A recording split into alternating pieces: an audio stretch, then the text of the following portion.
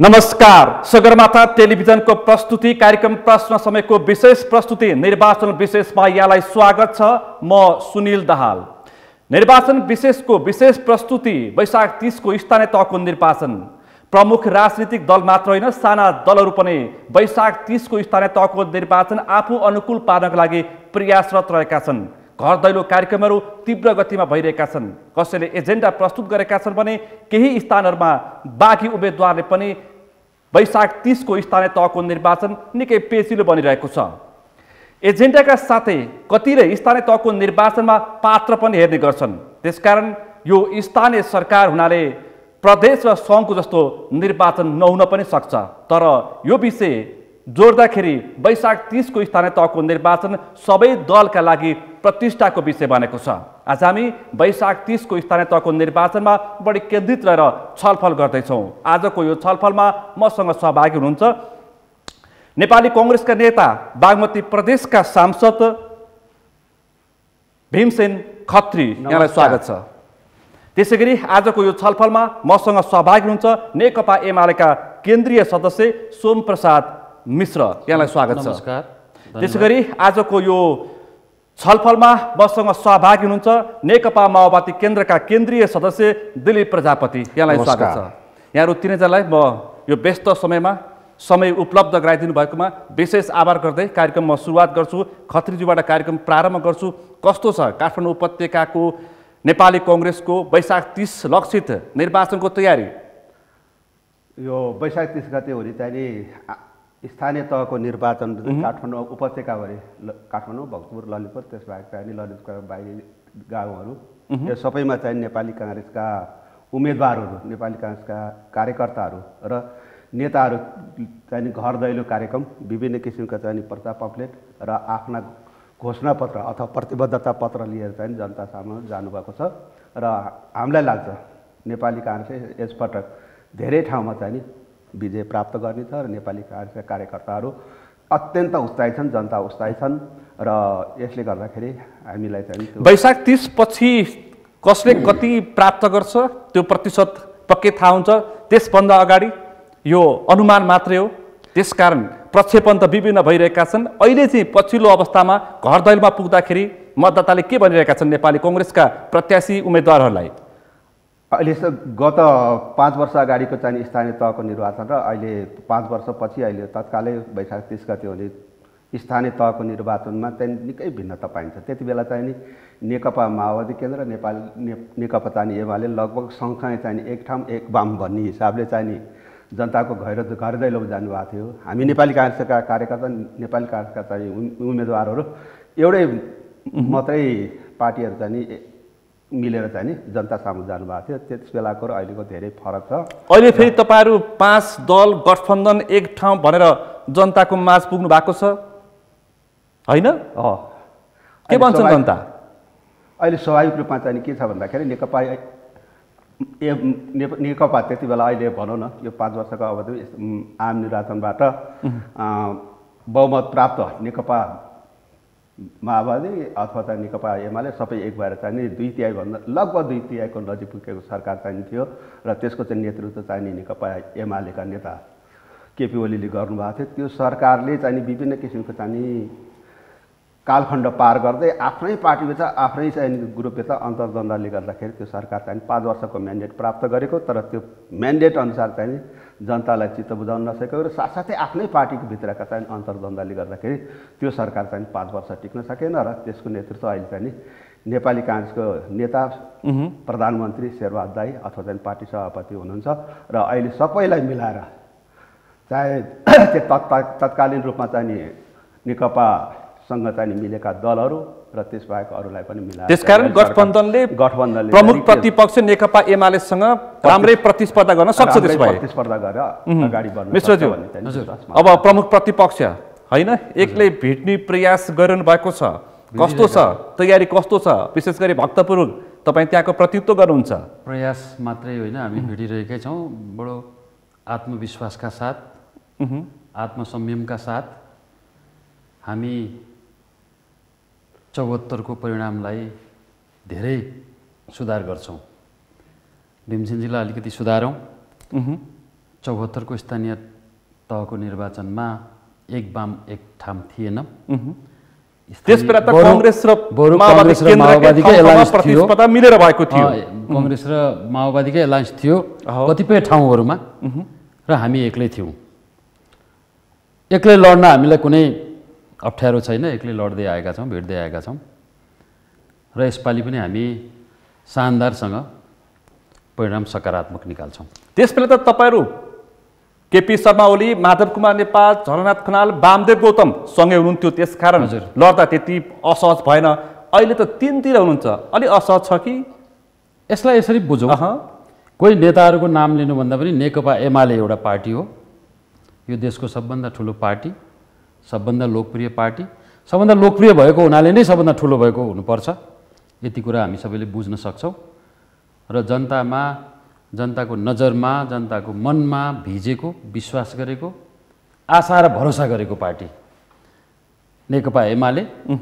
यसमा कोही नेता आउने या जाने कुराले त्यस्तो तात्विक अर्थ राख्दैन, या कुनै पनि राजनीतिक दलमा पार्टीहरू बन्छन्, जोडिन्छन्, टुक्रिन्छन्। निर्वाचन तर एउटा कुरा भनेको अङ्कगणित पनि हो। एउटा कुरा चाँगु नारायणको मेयर हुनुहुन्छ। इतिहास यहाँलाई भनौँ, यहाँ मार्फत सबै दर्शक श्रोताहरूलाई भनौँ, नेपालको इतिहासमा फुटेर जाने पार्टीको पक्षमा जनता छैनन्, न हिजो थिए न आज छन्।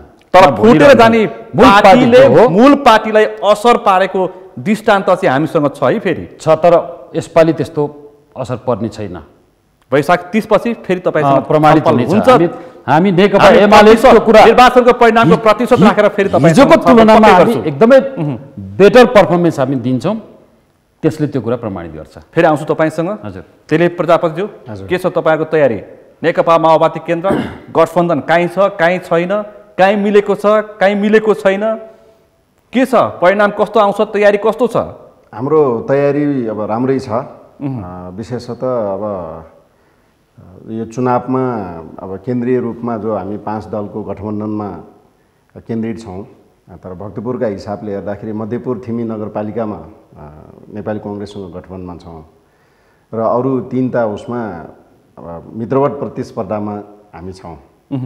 तर भक्तपुरका एमाले नेता सांसद महेश बस्नेत के भन्नुहुन्छ भनेदेखि सामाजिक सञ्जालमा वैशाख 30 पछि भक्तपुरमा माओवादी केन्द्र भेटिँदैन, त्यसो भन्नुहुन्छ त नि? अब कुन भेटिन्छ भेटिन्न भन्ने कुरा त्यो वैशाख 30 पछि थाहा हुन्छ। एमाले यो रूपमा एमाले भएको माओवादी पार्टीको कारणले गर्दाखेरि हो। यो रूपमा एमाले भएको माओवादी पार्टीको कारणले गर्दाखेरि कारण के हो त्यसो भए? माओवादी पार्टी त्यति बेला संयुक्त रूपमा चुनावी गठबन्धनमा नगएको भए एमाले यो रूपमा हुने थिएन। महेश बस्नेत जितेको माओवादी पार्टीको मतको कारणले जिते। ठ्याक्कै उल्टा र मैले फेरि त्यही प्रश्न सोधि भने जस्तो कि ठ्याक्कै उल्टा र हजुर एमाले नभएको भएदेखि माओवादी केन्द्रको पनि त्यो हैसियत हुँदैन थियो भनेर प्रश्न गरी भने भक्तपुरका हिसाबले यो हो, भक्तपुरका हिसाबले हो। तर माओवादी नभइकन भक्तपुरमा एमाले पनि यो रूपमा रहँदैन। हिजोको स्थितिको मूल्याङ्कन गर्दाखेरि पनि यो फ्याक्ट कुरा हो। तर आजको सवालमा हेर्दाखेरि हामी अब अलग अलग हिसाबले छौँ, तर चाहिँ यही हुन्छ भन्न सक्ने स्थितिमा छैन। प्रतिस्पर्धामा चाहिँ छ। अहिले कस्तो छ गठबन्धनको कसिलो अवस्था कस्तो छ? काहीँ छ काहीँ छैन के अरे होइन? अहिले अब स्वाभाविक रूपले केन्द्रबाट जुन हामीलाई चाहिँ अब दिएको अब गठबन्धनका चाहिँ 5-6वटा जुन बुँदाहरू चाहिँ छन्, त्यसमा सम्भव भएसम्म चाहिँ गठबन्धनमा जाने भन्ने कुरा छ। यदि त्यो खालको चाहिँ हुन सकेनन् भने मित्रवत प्रतिस्पर्धामा जाने भन्ने छ। त्यो हिसाबले अब एउटा नगरपालिकामा हामी गठबन्धनमा छौँ भक्तपुरमा, 2-3टा नगरपालिकामा मित्रवत प्रतिस्पर्धामा चाहिँ हामी छौँ। यसो हेर्दाखेरि अहिले 553 स्थानमा स्थानीय तहको निर्वाचन हुँदैछ, तर झट्ट हेर्दाखेरि भरतपुर महानगरपालिकामा मात्रै निर्वाचन हुन लागेको हो कि जस्तो देखिन्छ त नि? बाहिर यसको सङ्केत सबैतिर परिरहेछ। स्वाभाविक हो यो। किन भन्दाखेरि अब अहिले नगरपालिकाका हिसाबले हेर्दाखेरि भरतपुर नगरपालिका केन्द्रित हुनुको मुख्य कारण चाहिँ अब हाम्रो अध्यक्षको निर्वाचन क्षेत्र पनि हो, उहाँको छोरीको निर्वाचन क्षेत्र पनि हो। उहाँको छोरी अब रेणु दाहाल पनि त्यहाँ मेयरको रूपमा चाहिँ हुनुहुन्छ। यता अब एमालेको तर्फबाट पनि जसरी हुन्छ त्यसरी हराउनुपर्छ त्यहाँ भनेर चाहिँ उहाँहरू पनि केन्द्रित भएको अवस्था चाहिँ छन् त्यहाँ। त्यो भएको हिसाबले स्वाभाविक रूपले अहिले केन्द्रबिन्दु त्यहाँ भएको छ। तर चाहिँ अब जतिसुकै जसरी त्यहाँ केन्द्रित भएर लागिराखेका छन् माओवादी विरुद्ध, तर गठबन्धनले त्यहाँ विजय प्राप्त गर्छ। तर मान्छेहरू किन असमित भएका छन् भन्दाखेरि भक्तपुरमा यति धेरै निर्वाचन कम लागिरहेछ, भरतपुरमा चाहिँ यति धेरै निर्वाचन बढी लागेको छ। भक्तपुरमा कम लागेको छ भन्ने होइन। भक्तपुरका माओवादी कार्यकर्ता र चितवनका माओवादी कार्यकर्ता फरक छन् क्या हो त्यसो भए? होइन, त्यस्तो होइन। त्यहाँ त जस्तो कि भक्तपुरमा पनि निर्वाचनको माहौल कम भयो भन्ने कुरा होइन। तपाईँले अब त्यहाँ रिपोर्ट चाहिँ पाएको छौँ हामीले राख्नु भएको छ चर्चाको हिसाबले।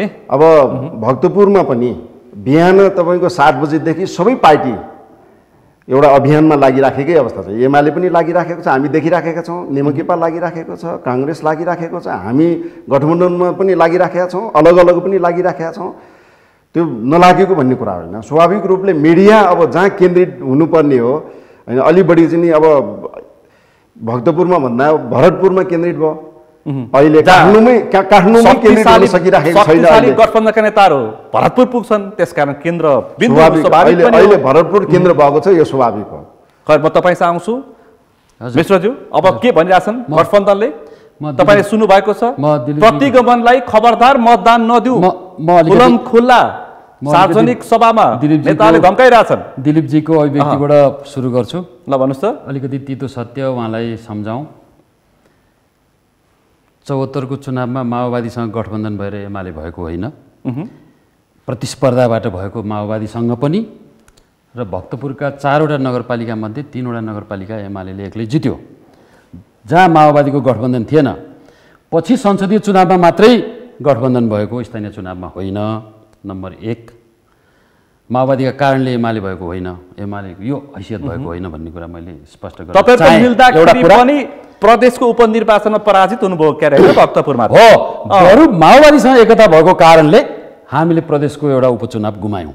प्रजापति अन्तर्घात भयो कारणले भन्नुभयो, तपाईले अन्तर्घात गर्यो भनेर भन्दा राम्रो होला जस्तो लाग्छ। इमानदारीपूर्वक यो कुरा स्वीकार्दा राम्रो हुन्छ। जहिले पनि हार्ने नेताले अन्तर्घातको आरोप लगाउँछ। यो संसारभरि हेर्नुहोस्, किन जो हार्छ नि तपाईँको अहिलेको जिल्ला समन्वय समितिका, तपाईँको एमालेका जिल्ला समन्वय समितिका मान्छेले प्रश्न पार्नुहोस् है जनता। अब अन्तर्घात गरेको छ भनेको छ त्यहाँ। उहाँले बोल्दा मैले सुनिरहेँ, अन्तर्घात गरेको उहाँले बोल्दा मैले सुनिरहेँ। मैले बोल्दा उहाँले सुन्न सक्नु भएन, किनभने त्यहाँ उहाँलाई पोल्छ। आफ्नो कमजोरी चाहिँ ढाकछोप गर्नलाई चिल्लाउनुहुन्छ। तपाईहरु पनि अन्तर्घात गर्नुहुन्छ, त्यस हिसाबले आफ्नो पालामा बोल्नु, अरूको कुरा सुनौ। ल भन्नुस्। अन्तर्घात कसले लगाउँछ? हार्ने नेताले लगाउँछ, जित्नेले लगाउँदैन। त्यसकारण बरु माओवादीसँग एकता भयो हुँदा हामीलाई गाह्रो भयो, घाटा भयो त्यहाँ। तर एमालेको यो हैसियत चाहिँ माओवादीको बैशाखी टेकेर भएको होइन भक्तपुरमा, यति कुरा भने। र म फेरि दावाका साथ अहिले फेरि के भन्न चाहन्छु भने फेरि म तितो लागे पनि एउटा सत्य कुरा के भन्न चाहन्छु भने मध्यपट्टिमा उहाँहरूको गठबन्धन छ, त्यहाँ उहाँहरूको पर्फर्मेन्स वैशाख 30 गते देखिएला, जमानतहरू जोगिएला। बाँकी 3वटा नगरपालिकामा कुनै एउटा सिटमा एउटा पनि माओवादी उम्मेदवारको जमानत जोगिँदैन। निर्वाचित हुने त पुरै छोड च्यालेन्ज भयो तपाईलाई, च्यालेन्ज भयो। पछाडी मात्रै तपाई भक्तपुरको नेतृत्व गर्नुहुन्छ। 30 गते पछाडी मात्रै थाहा हुन्छ कसको स्थिति के हुन्छ भन्ने विषय हैन। तर प्रक्षेपण गर्दिनु भयो, अहिले प्रक्षेपण गर्दिनु भयो। किनभने हिजो छ नि, हिजो 74 मा कहाँ जमानत जोग्यो? अघि मान्य महेश बस्नेतको कुरा यहाँले गर्नुभयो, वैशाख 30 पछि माओवादी रहँदैन, हिजो पनि थिएन। माओवादी पार्टीसँग मिलेपछि हार्यो भनेर भने हैन। हार्नुको कारण उहाँहरू हो। उहाँकै श्रीमतीको नेतृत्वमा डीपी ढकाललाई हराउनुको लागि पार्टी कार्यालयमा तालाबन्दी गर्नु भएको छ पहिलो नम्बरमा। त्यही अन्तर्घात दोस्रो नम्बर हो, अन्तर्घात दोस्रो नम्बरमा हामी चुनावी र्यालीमा थियौँ, चुनावी र्यालीमा थियौँ। मसँगै भएको एमालेको झण्डा बोकेको एमालेको कार्यकर्ताले डीपी ढकाललाई चुनावमा भोट हाल्नु पर्यो भने हात काट्छौँ भनेर चाहिँ भनेको छ। मिश्रजी हो दोस्रो नम्बर। तेस्रो नम्बरमा तपाईको परिवारबाट जिल्लाको समन्वय समितिका चाहिँ जिल्ला समन्वय समितिका चाहिँ संयोजकले उहाँको आफ्नै गाउँमा एमालेलाई चाहिँ के एमालेका कार्यकर्ताहरूलाई डीपी ढकाललाई भोट नहाल्ने, प्रचारमा नजाऊ भनेर चाहिँ निर्देशन दिनुभयो हो। मिश्रजी हो, यो हरुवाको के बानी प्रश्न पार्नुस् है, तथ्यगत रूपमा बोल्नुस् दुवै जना। यो तथ्यमा बोलेको यो तथ्यमा बोल्नुस्। उहाँले भनिरहेको कुराले के लाइभ हेरिरहेका छन्, उहाँले कोले भनिरहेको कुराले के गर्छ भने उहाँले एमालेको बलमा जित्न खोज्नु भएको रहेछ नि, एमालेको शक्तिमा आफै जित्न त रहन्छ नि। हार्दाखेरि त एमालेलाई दोष लाउनु पर्ने रहेछ नि। एमाले त्यसकारण सिधा सफेद कुरा गरेको सफेद प्रमाण के छ भने पार्टी सफेद एमालेको कुरा गरिरहेको छैनौँ हामी। अहिले एमाले नेकपाको कुरा गरिरहेको छौँ त्यति बेलाको नेकपाको कुरा। अहिले यहाँले एमाले यसो गर्यो भन्नुभयो नि, त्यो एमालेकै कुरा। हिजोको एमालेको नेतृत्व अहिलेको एमालेको नेतृत्व वैशाख 30मा नजाउँ न, को कारणले भएको हो। इतिहास हेरौँ, भोलि के हुन्छ 74 सालको स्थानीय चुनावमा थाहा हुन्छ नि। हो छुट्टा छुट्टै सबै पार्टीहरूले प्रतिस्पर्धा गर्यो। त्यति बेलाको नेकपाको कुरा गरिरहेको प्रजापति 74 सालको चुनावमा हामीले छुट्टा छुट्टै प्रतिस्पर्धा गर्यौँ, राइट हो। काङ्ग्रेस छुट्टै, माओवादी छुट्टै, एमाले छुट्टै हो, नेमुकिपा छुट्टै, राप्रपा छुट्टै। एक सिट माओवादीले जित्यो, कुनै एउटा नसोच जितेको छ भक्तपुर जिल्लामा छैन। त्यही कुरा यसपालिको निर्वाचनमा पनि दोहोरिन्छ। मैले दाबी त यति मात्रै भन्नु, तपाईले दाबी सहित भन्नुभयो। दाबी सहित वैशाख 30 पछि तपाईलाई फेरि म दाबी सहित राखेर म तपाईसँग छलफल गर्छु नि फेरि। हजुर पक्कै हो, म त्यसको परीक्षामा उत्रिन तयार हैन त? तयार छु। तपाईलाई चुनौती भयो, परिणाम वैशाख 30 हेटे पछाडि आउँछ। म आउँछु तपाईसँग एकैछिन खत्रीज्यू। अनि तपाईका नेताहरू त धम्क्याउन थाले त, यदि वाम गठबन्धनलाई भोट हालेनौ भने खबरदार भन्न थालेका छन्। अनि तपाईका पार्टी सभापति प्रधानमन्त्रीको पत्नी आरजु देउवा के भन्नुहुन्छ? बजेट दिन भन्नुहुन्छ। सुन्नु भएको छ तपाईले समाचारहरूमा? समाचारमा सुने के भनेको थियो तपाईको नेता? यथार्थ कुरा चाहिँ नि अब के हो, बोलेकै छ, बोलेकै आएको छ प्रश्नसँग। तपाईले सुन्नु भएको छ हैन? बोलेको सुन्नु भएको छ नि। विशेष गरी चाहिँ भरतपुरमा चाहिँ नि प्रचण्डले चाहिँ नि आफ्नो छोरीलाई जिताउनको लागि चाहिँ नि कुनै चाहिँ त्यस्तो शब्द बोल्नु होला भयो होला जस्तो मलाई चाहिँ लाग्दैन। तर के भन्छ खत्रीज्यू अलि प्रष्टै बोल्नुस् न, तपाईँ त सिधा नेता हो मलाई थाहा छ। अनि कहाँ तपाईले पनि त्यसलाई चाहिँ कुरा मोडेको नहेरौँ हैन। त्यहाँ के भयो कसो भयो त्यसबारे भन्दा पनि अब वर्तमान समसामयिक विषयमा चाहिँ हामी चुनावी सन्दर्भमा चाहिँ के भन्दाखेरि 5 दल चाहिँ एकै ठाउँमा छौँ र अब त्यसमा चाहिँ कसले के बोल्यो त्यो चाहिँ ठुलो कुरो। सबभन्दा महत्त्वपूर्ण कुरा म के भन्छु भन्दाखेरि जनताको अगाडि चाहिँ नेताहरूले बोल्दाखेरि केही संयमित भाषाहरू प्रयोग गर्नुपर्छ र उत्तेजनामा आएर उत्तेजित भएर चाहिँ बोल्नु हुँदैन। त्यो तपाईँ त्यसो भन्नुहुन्छ, शीर्ष नेताले बोलिहाल्छन्, तपाईँकै नेत्री हो। अब अनि त्यसपछि आरजु राणा डडेलधुरा पुगेर बजेट दिन डडेलधुरालाई भन्नुहुन्छ, अनि त्यसमा चाहिँ बजेट दिन पाउनुहुन्छ उहाँ त्यसो भन्ने चाहिँ उहाँको अधिकार क्षेत्र होइन जस्तो लाग्छ। नेपाल सरकार किन बोल्नु भयो त उहाँ त्यसो भएदेखि? त्यो चाहिँ मलाई तपाईँ कार्यकर्ताले सुन्नु पर्यो नि त, बेग्लै कुरो हो होइन। कार्यकर्ताले सुन्नुपर्छ भने मलाई के लाग्छ भन्दाखेरि यो सिस्टम हुन्छ, सिस्टमभित्र चाहिँ के भन्दाखेरि नेपाल सरकारमा चाहिँ जसले भोलि प्रतिनिधित्व गर्छ त्यही सरकारले चाहिँ विभिन्न ठाउँमा विभिन्न चाहिँ स्थानीय तहमा चाहिँ बजेटहरू पठाउने, त्यसको भागभन्डा त्यसले गर्ने हो। आरजु देउवा भाउजूले जतिसुकै भने उहाँले चाहिँ भागभन्डा गर्ने होइन जस्तो लाग्छ। उहाँले के सन्दर्भमा कसो भन्यो अब त्यसमा चाहिँ जानुभन्दा पनि सरकार चाहिँ जसुकैको भन्नु, केन्द्रीय सरकार, सङ्घीय सरकार अथवा चाहिँ प्रदेश सरकार, केन्द्रमा त्यो डडेलधुराका बागी अथवा डडेलधुराका प्रतिपक्षको केन्द्रमा पहुँच छैन।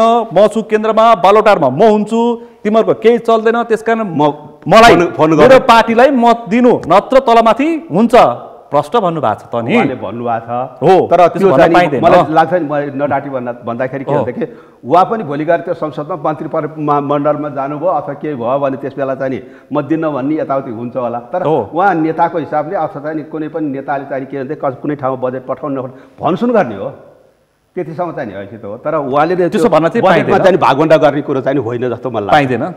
तपाईँ एउटा सोझो नेता, तपाईँ प्रष्ट बोल्नुहुन्छ, त्यसकारण आज तपाईँलाई मैले बारम्बार बोलाएको हुँ भनेपछि। अनि अहिले मत चाहिँ कसरी माग्दै हुनुहुन्छ? एमालेको विरुद्ध कस्ता कस्ता भाषा प्रयोग गर्दै हुन्छ तपाईँहरू आफै? तपाईँ 5 नम्बर क्षेत्रको प्रतिनिधित्व गर्नुहुन्छ बागमती प्रदेशको नेपाली कङ्ग्रेसबाट, के भन्छन् जनता?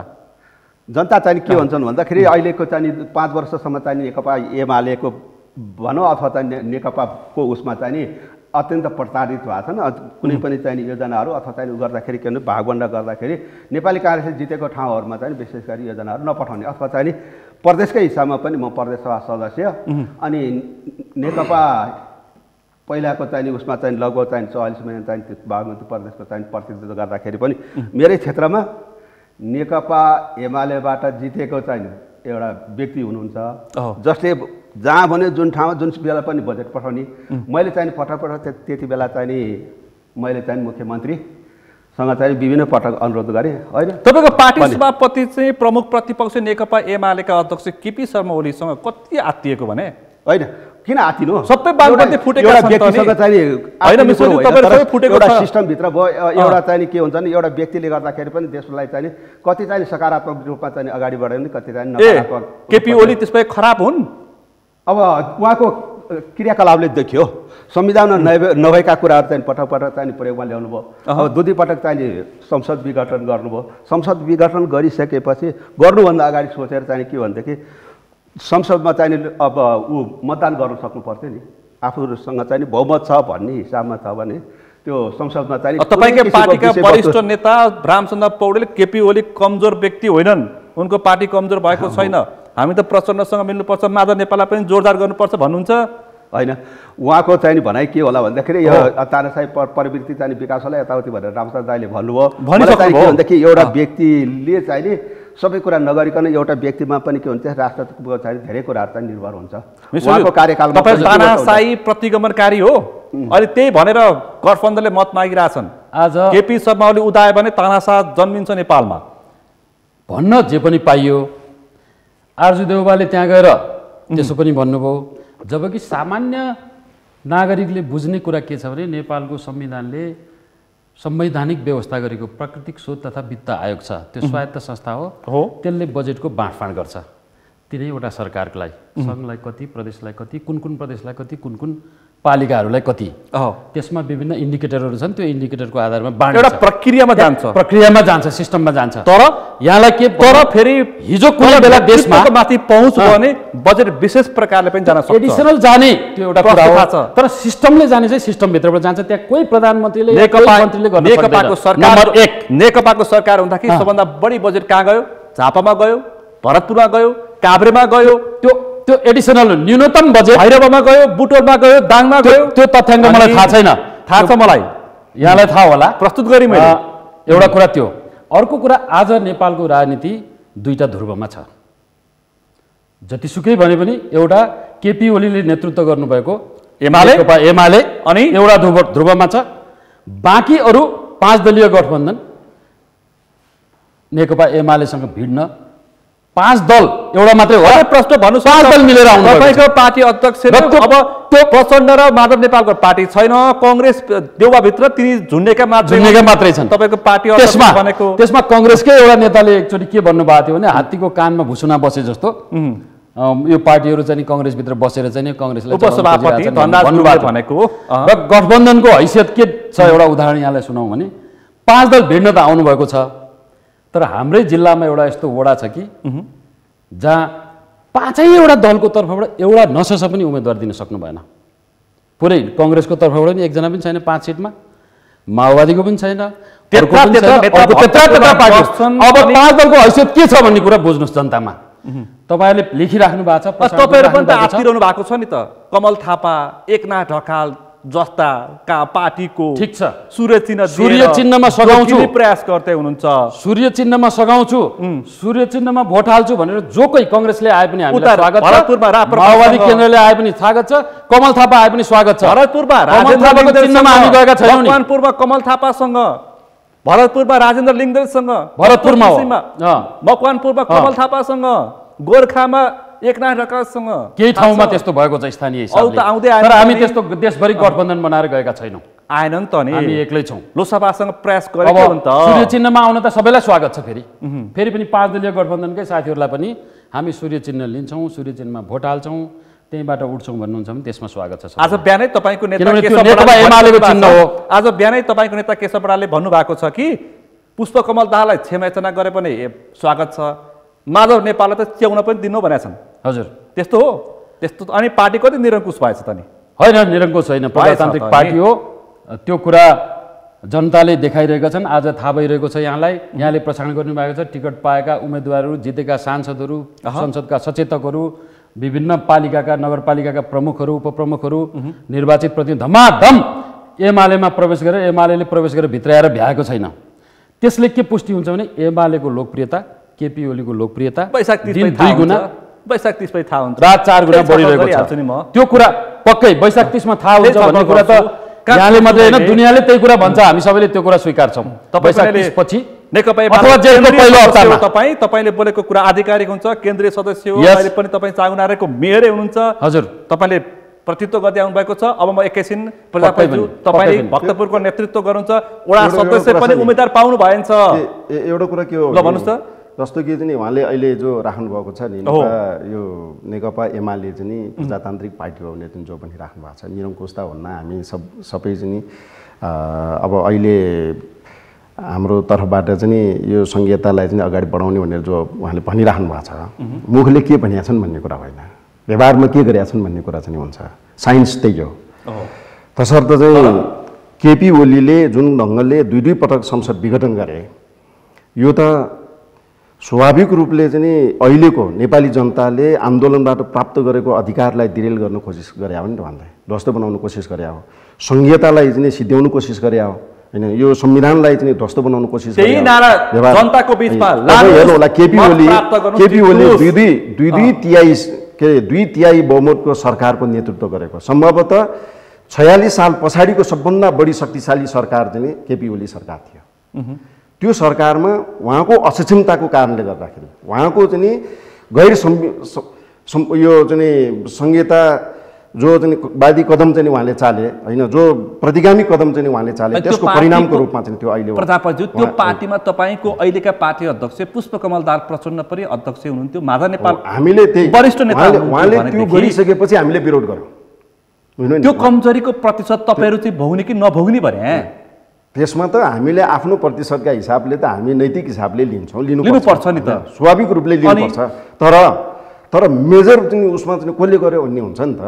उहाँले गरिराख्नु भएको छ, उहाँले त उहाँका चाहिँ 2-3वटा विषय भाइरल पनि भइराखेको छ सामाजिक सञ्जालमा। यो गोरुगाडाको विषय त छँदैछ, त्यसपछि संहिताको विषय यो हाम्रो एजेन्डा होइन भनेर चाहिँ उहाँले बोलिराख्नु भएको छ। त्यसको अर्थ के हो भने संहिता उहाँ चाहँदैन, गणतन्त्रमा उहाँ यतिकै चाहिँ नि संस्थागत विकास गरेर जान उहाँ चाहँदैन भन्ने कुरा हो।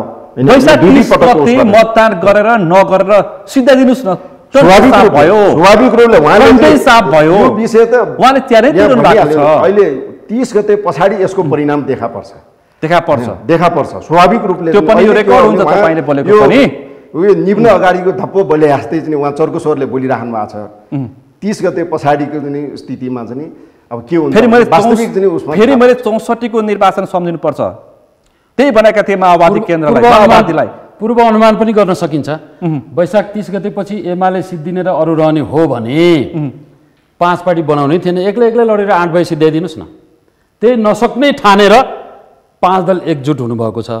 एमालेलाई गाह्रो छ, सकिँदैन, लोकप्रिय छ, जनप्रिय छ, संगठन बलियो छ। अनि केपी शर्मा ओली जितेर आयो भने त सायद बर्बाद गर्ने केपी शर्मा ओली वैशाख 30 गते सकिन्छ भन्ने भएको भए माओवादी एक्लै भिन्न आउँथ्यो होला, कांग्रेस एक्लै भिन्न आउँथ्यो होला। यदि उहाँ संहितावादी हो, संहिताको विषय उहाँलाई लिएर अगाडि बढ्न सकिन्छ भन्ने सोच भएको भए यो लिङ्गिङसँग चाहिँ सम्झौता गर्ने त उहाँ पुग्नुहुने थिएन, मिल्ने खालको चाहिँ स्थितिमा जानुहुने थिएन। किन उहाँ जानुभयो त? उहाँ आफ्नै प्रति आत्मविश्वास छैन भन्ने प्रमाण हो नि त। सूर्य चिन्ह दिएको हो, पार्टीमा गठबन्धन गरेको होइन, सूर्य चिन्ह मात्रै प्रदान गरेको हो एमाले भनेको हो। त्यो उहाँले भन्नुभयो, त्यो भन्ने एउटा भित्रले एउटा खालको छ नि त। फेरि त्यो त हामीले पनि कमल थापाले पनि त संवैधानिक राज संस्था सबै छोडेर आइसक्नु भएको छ नि त, गणतन्त्रलाई स्वीकार्छु भनेर।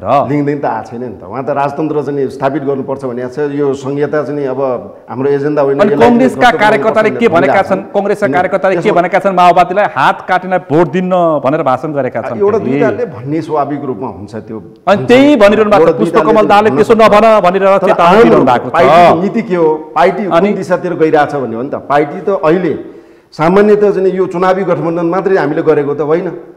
केपी ओलीले जो असंवैधानिक कदम चाले, 2 पटक चाहिँ संसद विघटन गरे, त्यति बेलै यो गठबन्धन चालेको हो। खत्रीज्यू तपाईहरु भोट हाल्नुहुन्छ माओवादी केन्द्रलाई? अब यो चाहिँ के भनेदेखि 5 दलीय चाहिँ अहिले जुन चाहिँ गठबन्धन गरिरहेको छ, तपाई सोझो मान्छे प्रश्न बोल्नुहुन्छ। अहिले भित्रको चाहिँ के हुन्छ भन्दाखेरि तर केन्द्रीय स्तरबाट गरिएको नीतिगत निर्णयलाई हामीले चाहिँ नकार्ने कुरा हुँदैन, स्वीकार गरेर हामी पूर्ण रूपमा चाहिँ पालन गर्छौँ। अर्को कुरा त्यो मन दुखेको मतमा प्रभाव पर्छ कि पर्दैन? पक्का हो त्यसमा चाहिँ देशभरका बागीहरूले प्रश्न गरिरहेछन्। अनि स्वाभाविक रूपमा के हुन्छ भन्दाखेरि हिजो कोहीसँग चाहिँ उ नहुँदाखेरि बागी त उठ्नु भएको थियो। स्वाभाविक रूपमा काहीँ कसैलाई चित्त बुझ्छ बुझ्दैन, अनि नबुझे चाहिँ आफ्नो अगाडि बढाउनु त्यो पनि उहाँहरूको अधिकार छ। तर त्यसमा चाहिँ के हुन्छ पार्टी सिस्टमभित्रमा लाया के भनेदेखि त्यो भित्र रहेर चाहिँ केन्द्रीय स्तरबाट गरेको निर्णयलाई चाहिँ सबैले खोइ, स्वीकार गर्नुपर्छ थुप्रै ठाउँमा बागी छन्। अनि उहाँको भनाइमा कांग्रेसका बागी छन्, बागीले तनाव दिएका छन्। उहाँले भनेको पूर्व भनाइलाई चाहिँ अलिकति के भन्न चाहन्छु भन्दाखेरि पहिला चाहिँ नि राजतन्त्र हुँदाखेरि सबै नेपाली चाहिँ पञ्च, सबै पञ्च नेपाली भन्ने चाहिँ उखान भनेको थियो। उहाँले चाहिँ सूर्य चिन्ह लियो भने सबै चाहिँ नेकपा एमालेकै कार्यकर्ता भइदिएदेखि कमल थापाले त दस्तावेजमै परिवर्तन गर्नु भएको छ। हिसाबमा चाहिँ म कमल थापाले दस्तावेजमै परिवर्तन गरिसक्नु व्यक्तिगत रूपमा चाहिँ नेकपा एमालेमा प्रवेश गर्न सक्नु होला अथवा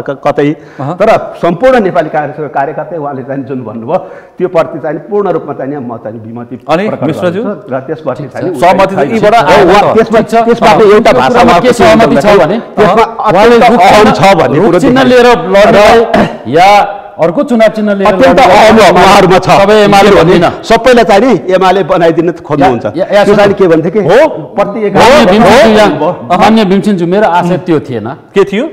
सूर्य चिन्ह लिने जति चाहिँ एमाले हो, सूर्य चिन्ह लिने एमाले हो, तर अरू चिन्ह लिनेलाई उहाँले सोचे जस्तो 30 पछि कमल थापाले म होइन भन्यो भने त्यो त्यो वा जति बेलासम्म सूर्य चिन्ह लिनुहुन्न त्यस बेलासम्म होइन भन्न पाउनुहुन्छ होइन।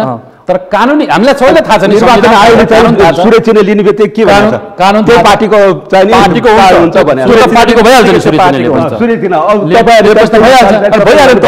तपाईहरु किन कमल थापा किन भोट हाल्ने नहाल्नेमा एउटा त्यसको रमाइलो मलाई के लाग्ने छ भने हो जेठको पहिलो हप्ता जब रिजल्ट आउँछ त्यसपछि गठबन्धनको पराजयका समाचारहरू हामी सुन्न थाल्नेछौँ। त्यो बेला यो गठबन्धन गजब हुनेछ। अघि दिलीपजीले भन्नुभयो जस्तो काङ्ग्रेसले अन्तर्घात गर्यो, अन्तर्घातका कथाहरू हामी खुब पढ्न पाउनेछौँ। त्यति बेला त्यो बडा रोचक हुनेछ। प्रजापतिज्यू सुन्नुभयो? वैशाख 30 पछि पराजयका श्रृङ्खला आउनेछन्, त्यसपछि अन्तर्घातका कथा पढ्न मजा आउँछ। उहाँले उठाउनु भएको पछि अन्तर्घातकै आरोप लगाउने हो, समाचार हामी पढ्छौँ भन्दै हुनुहुन्छ। त्यो रमाइलो हुनेछ त्यति बेला नेपाली जनतालाई दिनुहुन्छ होइन, शक्ति छ होइन, गठबन्धनले पनि मजा लिन्छ। भोट क्रस भएर गठबन्धन हार्यो भनेर समाचार पढ्नु नपरोस्, लेख्नु नपरोस् नि। फेरि अहिलेसम्मको चाहिँ हाम्रो जो आकलन छ, अहिलेसम्मको जुन अब हाम्रो आफ्नो चाहिँ आन्तरिक चाहिँ जो रिडिङ छ त्यसले हेर्दाखेरि चाहिँ गठबन्धन चाहिँ धेरै अगाडि बढ्छ। अनि केपी शर्मा ओलीले आज मात्रै भन्नुभएको छ वैशाख 30 पछि गठबन्धन टाइ टाइ फिस्रे। केपी शर्मा ओलीले भनेको आज अब उहाँले चाहिँ बिहान के बोल्नुहुन्छ, दिउँसो के बोल्नुहुन्छ, बेलुका के बोल्नुहुन्छ केही ठेगान छैन।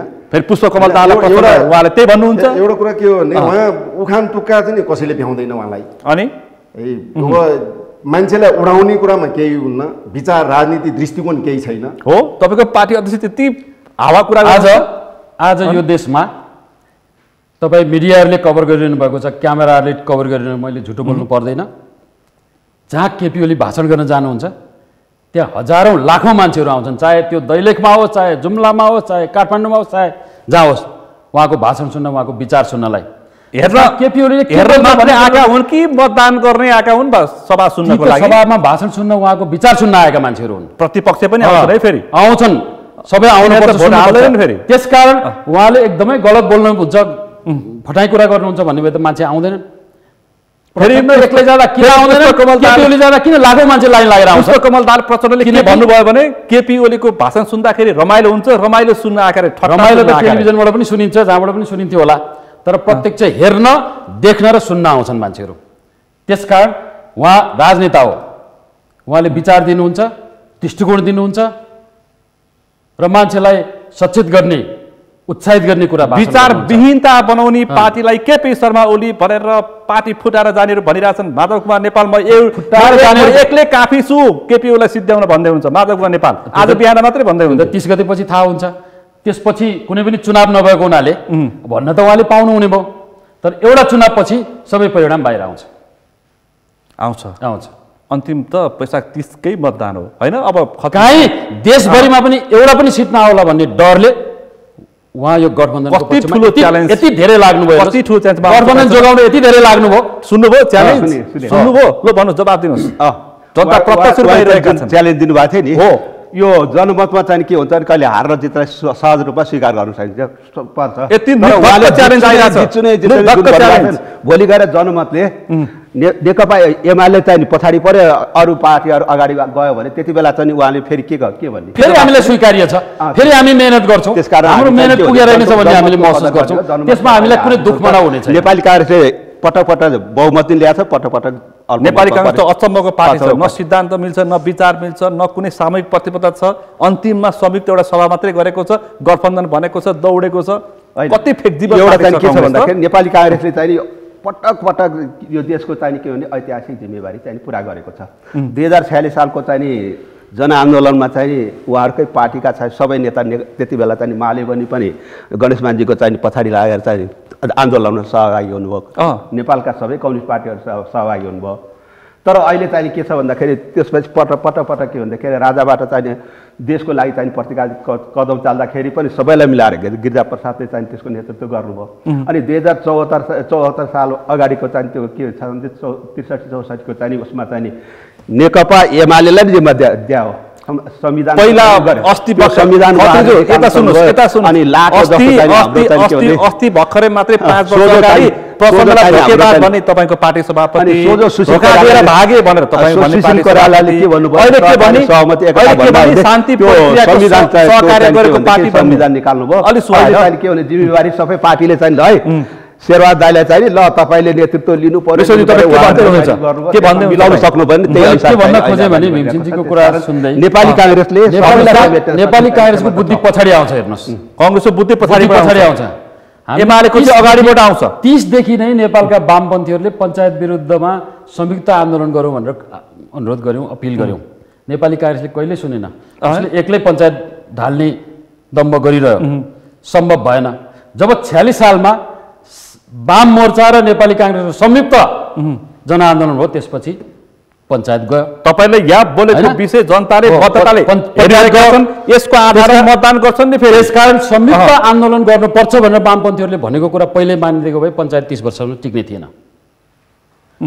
पछि राजाले जब 61 मा कु गरे, त्यसपछि पनि मिलेर जाउँ भन्ने कुरा हामीले गर्यौं।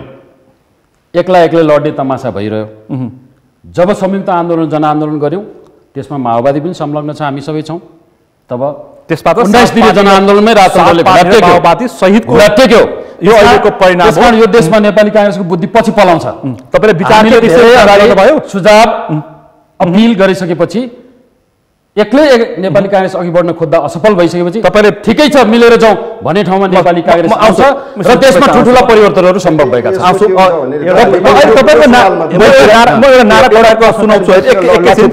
एकैछिन एउटा तपाईको नारा जसको एजेन्डा उसको नेतृत्व भनेर तपाईहरु अहिले यो के रे स्थानीय तहको निर्वाचनमा नारा प्रस्तुत गर्नु भएको छैन। तपाईको एजेन्डा सकिसकेको छ रे केपी शर्मा ओलीले, विचार पनि छैन रे। अहिलेको देश नै हाम्रो एजेन्डामा चलिरहेछ होइन भन्नुहुन्छ। संघीयता हामीले उठाएको एजेन्डा, समानुपातिक समावेशिता हाम्रो एजेन्डा, हैन धर्मनिरपेक्षता हाम्रो एजेन्डा हो। हैन अरू पोलिटिकल पार्टीहरू, नेपाली कांग्रेस पनि यसमा पछि छ, नेपाली एमाले पनि हाम्रो पछि हो। एमालेको त अझै केपी ओलीको त मैले अघि पनि भने संघीयता उहाँहरूको हुँदै होइन, उहाँले भनिराख्नै भएको छ। समानुपातिक समावेशिता हाम्रो होइन भनेर एजेन्डा भएदेखि किन जनताले पत्याएनन्? मैले अघि प्रश्न यहाँ पनि छ। फेरि एजेन्डा हो भनेदेखि जनताले किन पत्याउँदैनन्? निश्चय पनि अब किन पार्टी खुम्चियो? हामी यो बीचमा के भयो भने पार्टी फुट भयो। यो पार्टी फुटको परिणाम के हो भने हाम्रो पार्टी केही कमजोर हुन गयो। यसमा हामी स्वीकारेका छौँ। तपाईकै पार्टी कमान्डर बादल अहिले एमालेमा हुनुहुन्छ। माओवादी पार्टी जुन खालको टुटफुटको स्थिति चाहिँ भयो हिजो, त्यसको परिणाम हाम्रो पार्टी चाहिँ कमजोर हुन गयो। तर अहिले के हो भने हिजोको स्थिति होइन, हाम्रो पार्टीको हिसाबले हेर्दाखेरि अनि हाम्रो पार्टी चाहिँ हिजोभन्दा धेरै सुदृढ अवस्थामा छ। यो परिणाम त अघि 30 गते पछाडि देखा परिहाल्छ। यसो सबै मुष्ट जवाफ आउँछ, राजनीतिक आन्दोलनका हिसाबले हेर्दाखेरि अघि अब हामी अहिले गठबन्धनमा पनि छौँ, यता उहाँ चाहिँ अब छुट्टै चाहिँ उसमा हुनुहुन्छ है। एउटा कुरा के हो भने भीमसेन खत्रीको पार्टीसँग तपाईहरुको विचार मिल्छ, सिद्धान्त मिल्छ, संयुक्त प्रतिबद्धता पत्र छ। हामी अहिले के भयो भन्दा यो प्रतिगामी कदमका विरुद्धको चाहिँ गठबन्धन हो, त्यति मात्र हो। यो संघीयतालाई संस्थागत विकास गर्नुपर्छ अहिले भन्ने सवालमा हामी मिलेका हौँ। अहिले यो संविधान बचाउनुपर्छ भन्ने चाहिँ हामी मिलेका हौँ र मिलेर देशलाई पनि विकासको दिशामा जानुपर्छ भनेर चाहिँ हामी मिलेका हौँ। यो सवालमा हाम्रो साझा एजेन्डा हो। तर यहाँ आइपुग्दाखेरि तपाईँ हेर्नु होला, राजनीतिक एजेन्डाका हिसाबले हेर्दाखेरि 46 सालको आन्दोलनमा राजनीतिक नेतृत्व नेपाली कांग्रेसले चाहिँ गर्यो। हामी त्यति बेला वाम मोर्चा र नेपाली कांग्रेसको संयुक्त मोर्चा थियो, हामी संयुक्त जनआन्दोलन भनेर छुट्टी थियो हाम्रो। त्यही धारा चाहिँ माओवादी पार्टीको रूपमा गएर 10 वर्षको जनयुद्धको नेतृत्व गर्यौँ हामीले राजतन्त्र फाल्नको लागि। यो दुईटै नेतृत्व कि त नेपाली कङ्ग्रेसले गरेको छ कि त माओवादीले गरेको छ। एमाले पनि गरेको छैन। एमाले त पछि हो राजनीतिक उसमा चाहिँ एजेन्डाको पुच्छर मात्रै हो एमाले। निश्चित रूपमा तपाईँ हिस्ट्री हेर्नु होला मिश्रज्यू, पुच्छर मात्रै हो। म यति कुरा भनौँ यसमा, एजेन्डा जनताको अगाडि छ, सङ्घीयता हामीले ल्याएको भन्नुभयो, तर माओवादी सहित एमाले सहित काङ्ग्रेस सहित मिलेर अन्तरिम संविधान जारी भयो। बैलगाडा सिद्धान्त एकैछिनपछि अन्तरिम संविधानमा बैलगाडा सिद्धान्त भनिहाल्नुहुन्छ एकैछिनपछि। यो त भन्न छुट छ, छुट छ हो, कण्ठ छ त्यो कुरा गर्नुहुन्छ। बैलगाडा चढ्यो अमेरिका। अन्तरिम संविधान जारी गर्दा संघीयताको स पनि थिएन, माओवादीको समेत हस्ताक्षर थियो त्यो अन्तरिम संविधानमा, होइन? यहाँलाई थाहा छ? जब मधेस आन्दोलन अन्तरिम संविधान जारी भएपछि मधेस आन्दोलन उठ्यो, फोरमको आन्दोलन, त्यही भन्न खोजे तपाईँ। त्यसपछि पहिलो संशोधन गरेर संघीयताको कुरा राखिएको हो। प्रजापतिज्यू, त्यसकारण संघीयताको कुरा ल्याएकै कुरा चर्चा गर्ने हो भने मधेस आन्दोलनले ल्याएको, माओवादीले होइन। म दावाका साथ भन्छु, अन्तरिम संविधान जारी सरकारमा छ, संलग्न छ। उहाँले जो मधेस आन्दोलनको जो विषय उठाउनु भयो, मधेस आन्दोलन उठ्नुको कारण के हो भने माओवादी पार्टी नेपालमा यो शान्ति सम्झौतालाई तार्किक निष्कर्षमा पुर्याउनुको लागि गिरिजाबाबुसँगको चाहिँ उसमा हेर्दाखेरि केही राजनीतिक हिसाबले लचिलो भएको थियो। एजेन्डा छोडेको हो नि त संहिताको, त छोडेको मात्रै बनेको होइन। संविधानमा हामीले नोट अफ डिसेन्ट लेखेका छौँ, छोडेका छैनौँ, तर केही लचिलोपनको कारणले गर्दाखेरि त्यहाँ मधेसका जनतामा केही आशंकाहरू पनि उत्पन्न भयो। यहाँलाई म अनुरोध गरौँ, मैले त्यो राजनीति बुझेसम्म संविधानमा चाहिँ नोट अफ डिसेन्ट लेखिँदैन। माओवादीको सहमतिमा संविधान जारी भएको, जहाँ असन्तुष्टि थिएन, जहाँसम्म एजेन्डामा यो गठबन्धन गरिएको भन्नुभएको छ, मलाई के लाग्छ यो गठबन्धनप्रति, गठबन्धन नगर्दा केही धेरै पार्टीहरूको अस्तित्व नामेटुने स्थिति छ। यो चुनावमा यति उत्साहित हुनको लागि आफ्नो पार्टी एमालेको अस्तित्व जोगाउनका लागि त्यही एउटा एजेन्डामा यो गठबन्धन कायम भएको, बस कुरा यति हो। यति उत्साहित हुनको लागि तपाईँको पछाडि के छ? यति उत्साहित सबै जनताको समर्थन छ, अपार समर्थन छ जनताको। माधव दावा गर्छु गरेको एमाले लोकप्रिय छ, 9% जनतामा भिजेको छ, मैले हिसाब गरेको छु, अपार समर्थन छ। यहाँ समर्थनको आधारमा म यो दावाका साथ मसँग यहाँ अङ्क गणित छ। यसभन्दा अगाडिको निर्वाचनमा 25% भोट 100, 200, 500, 50, 900 ले हारेको छ, जितेको छ। त्यस्तो अवस्थामा माधव कुमार नेपालको यस पार्टी त्यस यता हाम्रो पार्टी अध्यक्षको नेतृत्वमा बनेको सरकारले 3 वर्ष गरेका कामहरू, त्यस यता प्रदेश सरकारले गरेका कामहरू, त्यस यता स्थानीय सरकारमा जहाँ हामीले जित्यौँ, नेकपा एमाले जित्यो, तपाईँ अहिले पनि तुलना गरेर हेर्न सक्नुहुन्छ। म आउनुहोस्, नेकपा एमाले जितेका भक्तपुरका स्थानीय तहहरू या नेकपा एमाले हारेका स्थानीय तहहरूको विकासको दृष्टिकोणको भिन्नता कति छ त्यो म देखाइदिन, सप्रमाण देखाइदिन। काठमाडौँ महानगरपालिकाको नेतृत्व गर्ने, त्यसकारण होइन खत्रीज्यू, त्यो पनि जवाफ दिनुपर्छ है। कारणपुर मात्रै होइन, त्यसकारण विद्या सुन्दर साक्यले काठमाडौँमा के गरे भनेर अहिले कति स्वतन्त्र उम्मेदवारको चर्चा भइरहेको छ। एक दिनमा यो त चुनावमा हुन्छ जस्तो भनेर चाहिँ भनेको। चुनावमा उहाँहरूले के गर्नुभएको छ भने जग्गा किन्ने, आफ्ना मान्छेहरूको जग्गा किन्ने अनि त्यो ठाउँमा बाटो लिएर जाने विकास, त्यो मोडेलको हो। भक्तपुरमा त्यही गरे हो, जहाँ गरेको हो, बाटो लिएर जाने बजेट लगेर बिजनेस गरेको हो, जनताले मुआवजा दिएको छैन, बजेट लगेर बिजनेस गरेको हो भक्तपुरमा तपाईहरुले। यस्तो यसमा यति म भन्छु, ल भन्नुस्। We see the things not the way they are but the way we are भन्ने एउटा उखान छ इंग्लिशमा। हामी जहाँबाट हेर्छौं त्यही दृष्टिकोण देख्छौं भन्न खोजे तपाईले। उहाँ आफू जहाँ जुन दृष्टिकोणले हेर्न चाहनुहुन्छ त्यो दृष्टिकोणले हेर्नुहुन्छ हो, त्यो दृष्टिकोणले हेर्नुहुन्छ। वास्तव भाषा भक्तपुरमा फेरि तर जनताले त्यो दृष्टिकोणले हेरेका छैनन्। विकास कुरा म यसको बारेमा आउँछु। विकास किन भयो? किन भयो? हामीले संघीयता हामीले ल्यायौं। यो संघीय तीनटा सरकारको अवधारणा हामीले बनायौं, केन्द्र, प्रदेश र सरकार। अहिले तपाई हेर्नु होला चाहिँ हिजोको चाहिँ उसमा यो संघीयता हामीले ल्याउनु भन्दा अगाडि, जो संविधान हामीले बनाउनु भन्दा अगाडिको चाहिँ उसमा के भयो भने जुन नगरपालिका छ उसको मुस्किलले बजेट 20 लाख, 25 लाख, 30 लाख त्यति हुन्छ। त्यति बेला न कानुन बनाउने अधिकार छ, न उसँग चाहिँ त्यहाँको साधन स्रोत परिचालन गर्ने अधिकार छ, केही पनि छैन। विगत अहिले विकास हुनुको मुख्य कारण कुरा गरौँ, उसँग ऐन कानुन बनाउने अधिकार पनि छ। सरकारै हो नि त, सरकार हो, सरकार हो। त्यसपछि त्यहाँका सबै साधन स्रोतहरू परिचालन गर्ने अधिकार छ।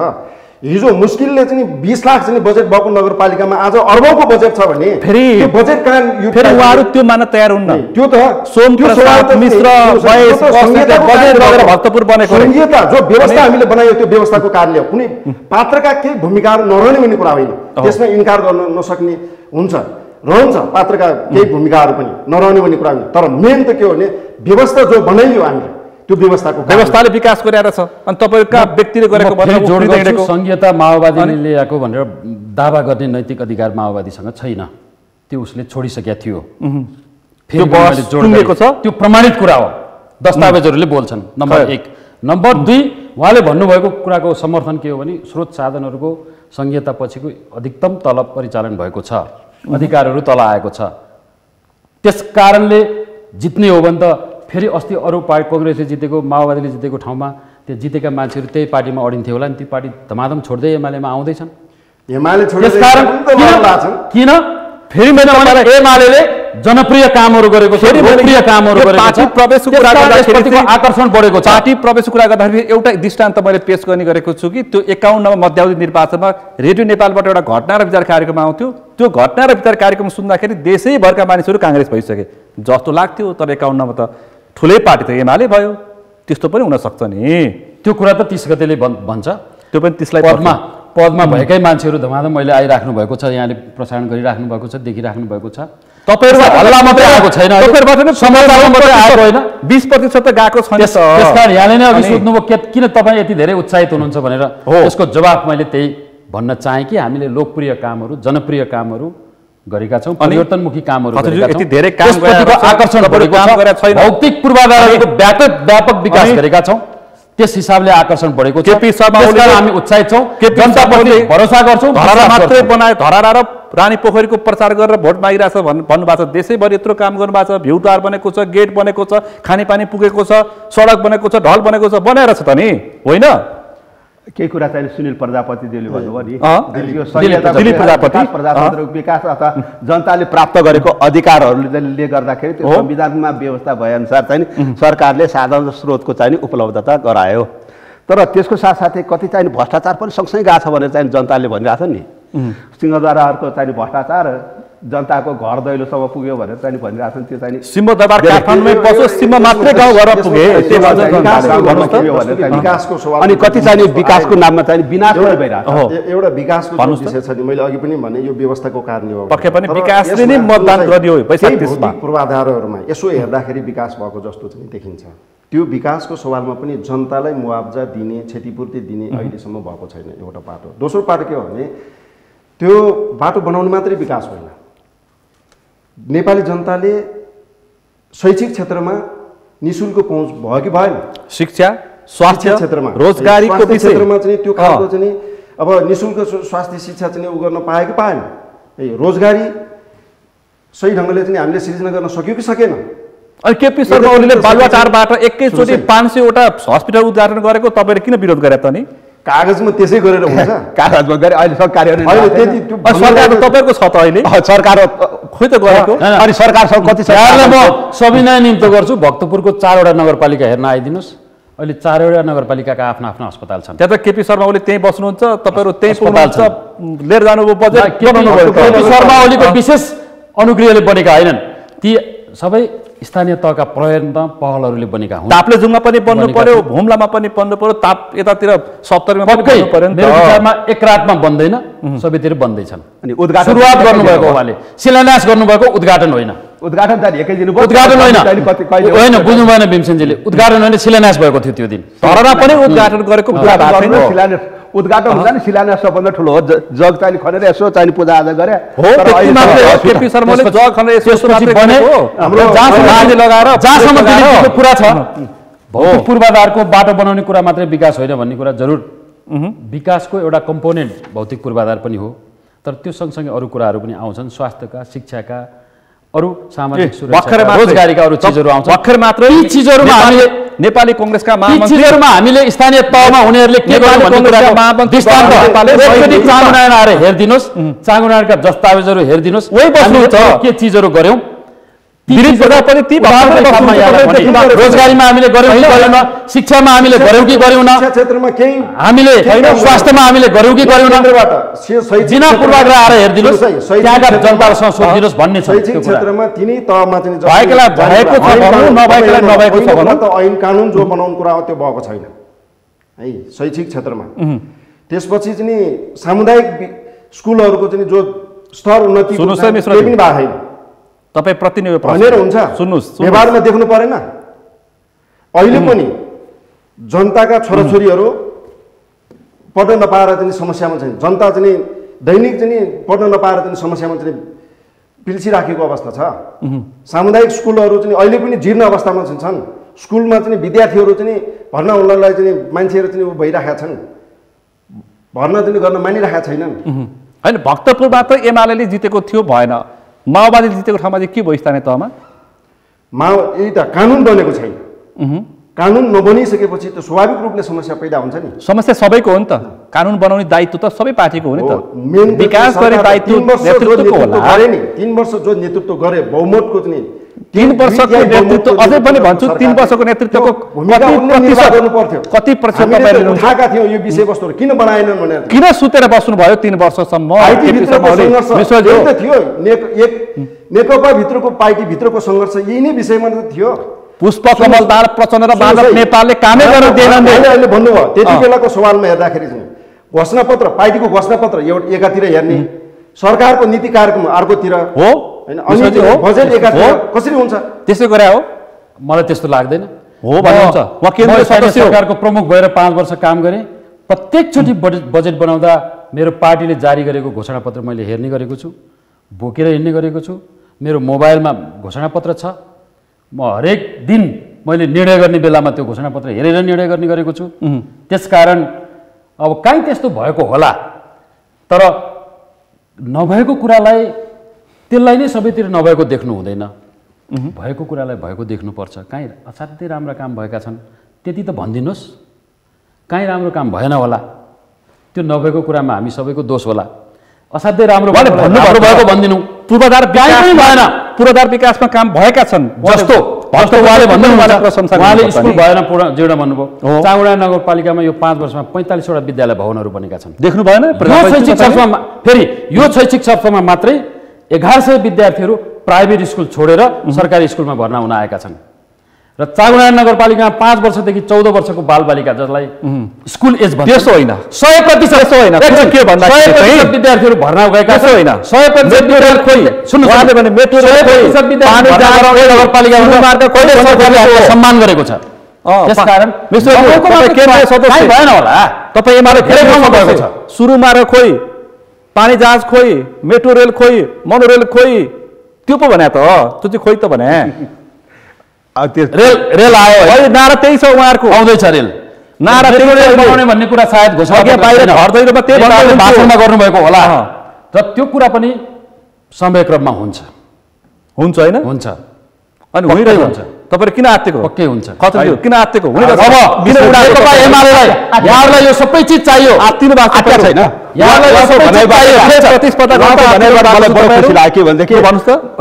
केपी शर्मा ओली प्रधानमन्त्री हुने बित्तिकै चाहिँ रसो आएको उसमा गएर यहीँबाट चाहिँ चीनबाट चाहिँ रेल आउँदैछ भनेर चाहिँ उहाँले सबैलाई देखाएर उसमा चाहिँ आम सञ्चारको माध्यमबाट 3 वर्षमा रेल आउँछ त नि। डिपिआर बन्दैछ, यहाँले थाहा पाउनु भएको होला। डिपिआर मास्टर प्लान बनेको छैन। मास्टर प्लान बनिसक्यो, डिपिआर बनेको छैन, त्यति चाहिँ नभनौँ। मास्टर प्लान बनिसक्यो। तिनीहरू राजदूतले के भन्नुभयो भने अब कति चाहिँ त्यसको सम्भाव्यता अध्ययन हुनुपर्ने हो, त्यो भएको छैन। त्यसपछि हामी त्यो अध्ययन गरिसकेपछि डिपिआर बन्दैछ भनेर भन्नुभएको छ।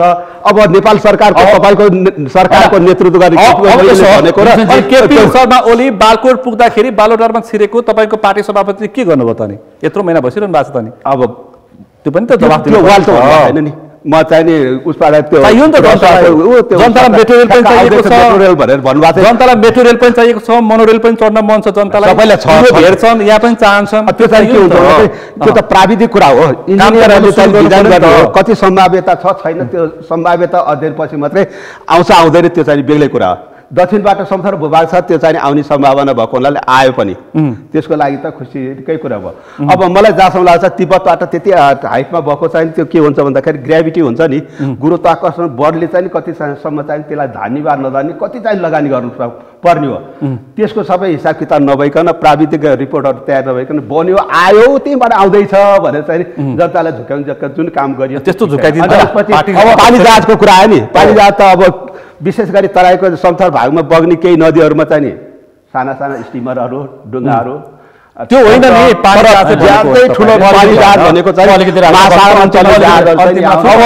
होइन नेपालमा कहिले केही बन्दैन पानी जहाज चल्दैन रेल चल्दैन मेट्रो रेल चल्दैन अर्को मोनो रेल चल्दैन अरू विकास गठबन्धनको यही छ भन्ने एजेन्डाहरू छैन। म त्यसलाई के भन्न सक्छु कठैबरा बाहेक होइन त्यो सबै चिज बन्छ हामी सबै लाग्छौँ लाग्नुपर्छ। छिटो बनाउन यदि चाहनुहुन्छ भने आउने चुनावमा नेकपा एमालेको सरकार भनिसक्नु भएको छ वैशाख 30 पछि एमालेको सरकार आउने मङ्सिरमा पनि एमालेको सरकार त्यसपछि मङ्सिरको वरिपरि निर्वाचन किनकि एमाले सरकार केपी ओलीलाई गाली गर्दै नेकपा एमालेलाई गाली गर्दै परमादेशबाट जुन सरकार बन्यो सारा ठुला भौतिक पूर्वाधारका कामहरू यहाँ साँची हुनुहुन्छ सबै मिडियाहरू भौतिक पूर्वाधारका कामहरू सबै स्टप भयो उद्घाटन मात्रै भयो मात्रै भयो कुनै अघि बढेका छैनन्। सबै चिज गर्न एमालेकै सरकार चाहिने रहेछ। अन्तिममा समय कम छ एमालेको सरकारको एउटा भनौँ न बेलौती खानेपानीबाट चाहिँ पानी आउने कहिले उद्घाटन गरेर धारा चाहिँ खोलेर सबै पठा पनि हामीले हेरेका छौँ अहिलेसम्म आएको छैन बल्ल आइपुग्यो। ल भन्नुहोस् हाम्रो नेवारीमा पनि एउटा छ काम यो ड्याइचे न्याभागका हुन्छ होइन नेपालीमा थाके चाहिँ काम गर्ने कालो मकै खाने भालो भन्ने हुन्छ हो। अहिले यो खालको स्थिति छ व्यवस्था जुन ढङ्गले हामी अहिले ल्यायौँ व्यवस्थाको कारणले थोरै विकासको चाहिँ जो रूपहरू अहिले देखा परेको छ है त्यो रूपलाई हामीले गरेको भन्ने खालको जो कोसिस गरिराखेको छ हो एउटा दुईटा ठाउँमा चाहिँ भएका छन्। ठिकै छ तपाईँ महानगरका हिसाबले ठिकै छ। यदि केपी शर्मा ओलीले 3 वर्षमा केही पनि अथवा 41 महिनामा केही पनि गरेका छैन भन्ने कुरा पनि वैशाख 30 मा नै थाहा हुन्छ। अन्तिममा छु म एक एक लाइनमा प्रश्न सोध्छु यो स्थानीय तहको निर्वाचनमा गठबन्धन कुन स्थानमा हुन्छ? गठबन्धन प्रथम स्थानमा हुन्छ कांग्रेस मात्रै कांग्रेस सहित अरू जुन चाहिँ गठबन्धन कांग्रेसको बहुमत हुन्छ अहिले पनि के छ भने कांग्रेसकै चाहिँ धेरै सीटहरुमा चाहिँ उम्मेदवारहरु नेकपा एमालेले एक्लै 50% भन्दा बढी स्थानमा विजय हासिल एक्लै रेकर्ड हुन्छ। अन्तिममा गठबन्धनीय स्थितिका हिसाबले हेर्दाखेरि स्वाभाविक रूपले नेपाली कांग्रेस पहिलो आउने जस्तो देखिन्छ। दोस्रो पार्टी दोस्रो नेकपा माओवादी आउँछ रेकर्ड हुन्छ। फेरि छलफल गर्छु तिनीजनालाई यो व्यस्त समय उपलब्ध गएको मात्रै हिसाब गर्ने हो भने तर समग्र मुलुकको हिसाब समग्र देशको पार्टीको पोजिसनका हिसाबले भनेको मैले पोजिसनको हिसाबमा दोस्रो पार्टी गठबन्धन बाहेक माओवादी केन्द्र हुन्छ। उहाँहरू भन्नुहुन्छ पहिलो पार्टी एमाले हुन्छ। पहिलो मात्रै भनिनँ मैले 50% भन्दा बढी सबै रेकर्ड हुन्छ।